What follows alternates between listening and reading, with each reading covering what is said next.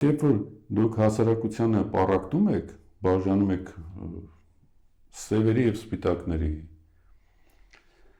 ուժեղների եւ թույլերի, ուժեղների, թույլերի, ամերիկամետների եւ ռուսամետների, գիտեք, այդքան ռուսների մասին որ խոսում եք, մենք բոլորս ռուսներին շատ լավ ճանաչում ենք։ Մեզ մի բացատրեք ռուսները ովքեր են։ Մենք բոլորս գիտենք ռուսները ովքեր, դուք չգիտեք երևի։ Մենք շատ լավ գիտենք։ Մենք գիտենք եւ ամերիկացիք ովքեր են, եւ ֆրանսիացիք ովքեր են, եւ թուրքերը ովքեր են։ Ինչ եք նստել բացատրում այս պետությունը, այն պետությունը, սրա կողմից ենք, թե նրա կողմից ենք։ Բա որ այդքան սրա նրա կողմից հանդես եք գալիս։ Այդ ո՞նց եք որոշում, որ դուք մենակ ադրբեջանցիների հետ կարաք այդ հարցը լուծեք։ Դե ձեր մասին խոսացեք։ Ինչ եք այս պետության մասին խոսում, այն պետության, նրանց շահերն եք բերում, նրանց շահերն եք դնում, ես ինչ եք անում։ Այսինքն ոչ մի տրամաբանություն չկա, սրանք ինչ խելքներին փչում է, այդ խոսում են։ Ու սրանք վտանգավոր է այս մարդկանց թողել իշխանության ղեկի մոտ